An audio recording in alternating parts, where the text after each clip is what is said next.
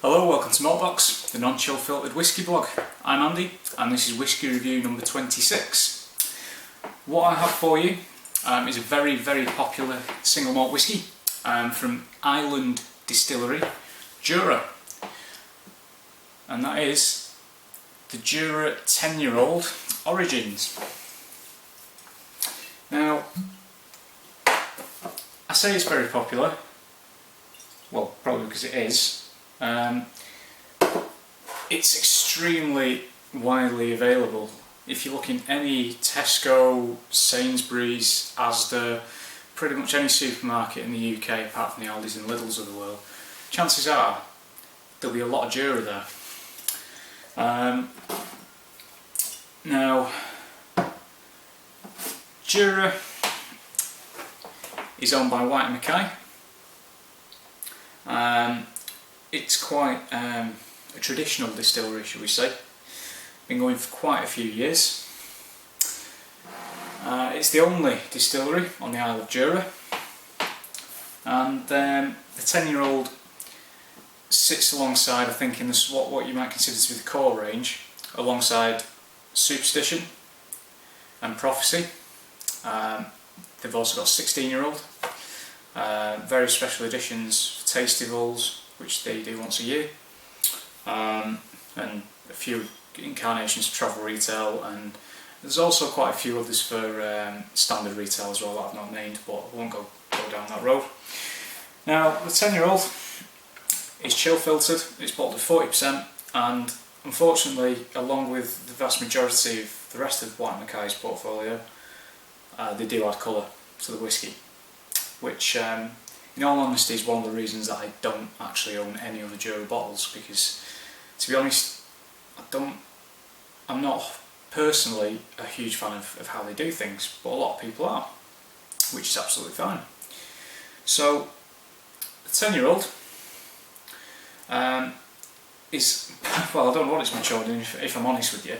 I imagine it's just a combination of refill, various things, hogsheads that are then vatted together. The label describes itself as deliciously delicate yet robust. Distillery established in 1810. So, you know, fair few hundred years. So, I mean, Jura,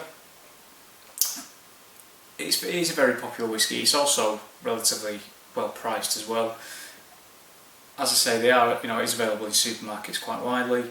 I think for a 10-year-old you're looking at about 35 quid, around that mark, maybe a bit less. You do tend to find it on sale quite a lot, alongside the Superstition and Prophecy, so call it 30 on average. So comments on colour, can't really comment on colour because it's got colouring added. On the nose,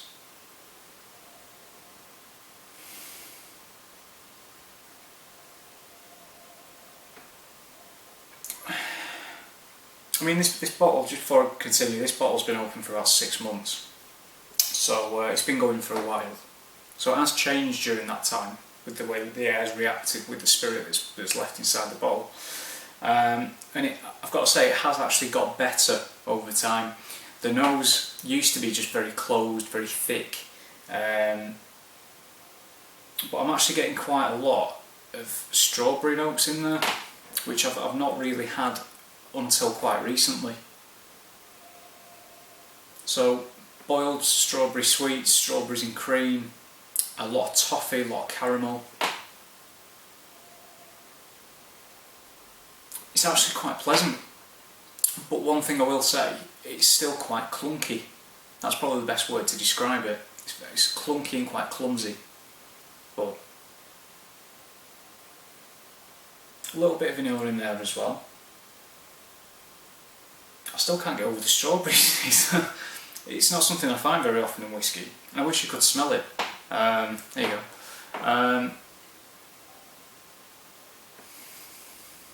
Right, palate.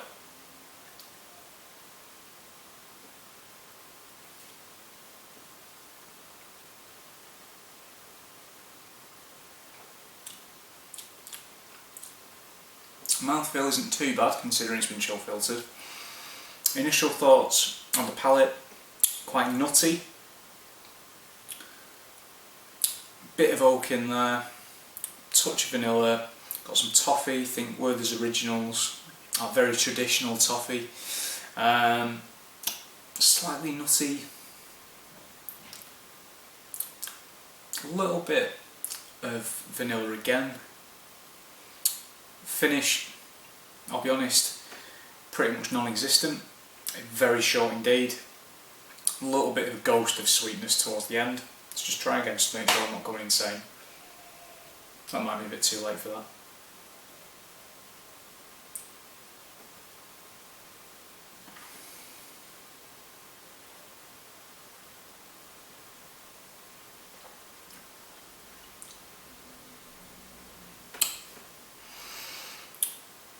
Black pepper, I mean, Jura is ever so slightly smoky. I don't think it's anywhere near on a par with even Highland styled peated whiskey. It's just very, you wouldn't really know it was there, to be honest. It might add, I think it adds a little bit of depth to it, but there's not much of that there. You know, it's not very deep at all, or very complex. It's very upfront, very honest, very simple, straight whiskey, to be honest. Again, not really getting anything on the finish, very short, just a bit of ghost of sweetness again. I know I said that before, but think icing sugar, and you've pretty much had it. Score wise, I'm probably actually going to give this one about 76 out of 100. I think that if they up the strength a bit, didn't put a load of colouring in it, you know, maybe, well, I'm not going to say stop with chill filtration because I don't think they'll ever do that.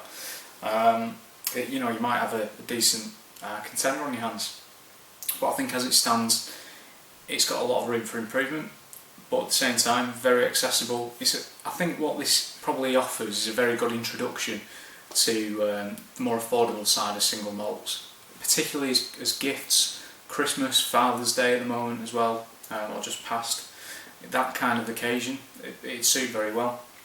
It's just for me personally, and this is all these reviews are, it's just my personal opinion, it just doesn't tick the right boxes for me, it doesn't push my buttons, and I'll go back to what I said about the nose, it's just a bit too clunky and clumsy. So yeah, that's what I think, guys. So thanks for watching, I'll see you soon.